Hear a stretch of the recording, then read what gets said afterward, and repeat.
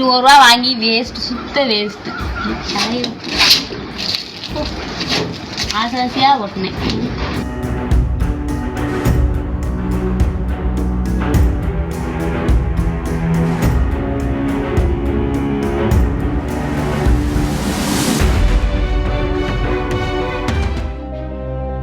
வரும் தமிழக சட்டமன்ற தேர்தலில் தமிழக வெற்றிக் கழகம் 234 தொகுதிகளிலும் தனித்து போட்டியிடும் நிலையில் அனைத்து தொகுதிகளிலும் போட்டியிடும் வேட்பாளர்களை தவேக தலைவர் விஜய் அறிவித்தார். பெரம்பூர் மற்றும் திருச்சி கிழக்கு என 2 தொகுதிகளில் தவேக தலைவர் விஜய் போட்டியிடுகிறார். பெரம்பூர் சி. ஜோசப் விஜய், திருச்சி கிழக்கு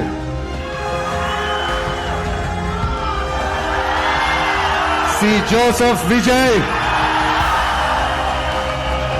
பொதுச் செயலாளர் என். ஆனந்த் டி நகர் தொகுதியிலும், ஆதவர்ஜுனா வில்லிவாக்கம் தொகுதியிலும், செங்கோட்டையன் கோபிச்செட்டிப்பாளையம் தொகுதியிலும் போட்டியிடுகிறார்கள். ஒருங்கிணைப்பாளர் நிர்வாக குழு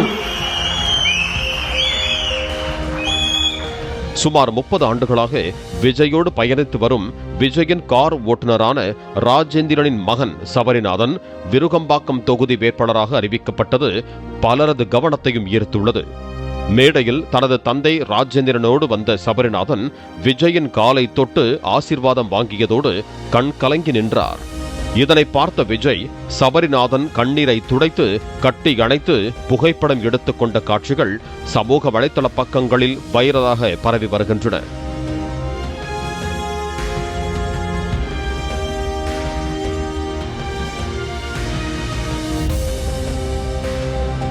அதேபோல 2009ஆம் ஆண்டு விஜய் மக்கள் இயக்கமாக மாறிய பிறகு விஜயுடன் இணைந்த 50க்கும் மேற்பட்டோருக்கு சட்டமன்ற தேர்தலில் வாய்ப்பு வழங்கப்பட்டுள்ளது. கடந்த சில மாதங்களுக்கு முன்பு தனக்கு தூத்துக்குடி மாவட்ட செயலாளர் பதவி வழங்கவில்லை என விஜயின் காரை மறைத்ததோடு அதன் பிறகு தூக்க மாத்திரைகளை உட்கொண்ட அஜிதா ஆக்னலுக்கு தேர்தலில் போட்டியிட வாய்ப்பு மறுக்கப்பட்டது.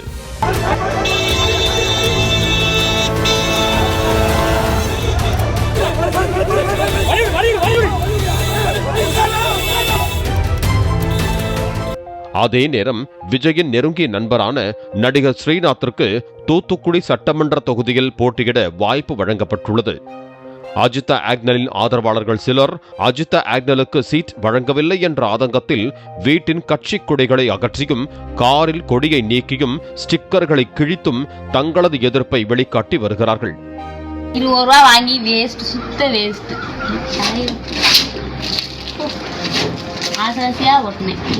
வேலூர் கேவி குப்பத்தை சேர்ந்த பிரபு என்பவர் தான் 3 ஆண்டுகளாக கட்சிக்கு உழைத்ததாகவும், ஆனால் தனக்கு சட்டமன்ற தேர்தலில் சீட் கொடுக்காமல் கடந்த 3 மாதத்திற்கு முன்பு நாம் தமிழர் கட்சியில் இருந்து விலகி தவேகவில் இணைந்த தென்றல் குமார் என்பவருக்கு சீட் வழங்கப்பட்டுள்ளதாக கூறி தனது ஆதரவாளர்களோடு சென்னை நுங்கம்பாக்கம் தாஜ் ஹோட்டலுக்கு வெளியில் ஆர்ப்பாட்டத்தில் ஈடுபட்டார்.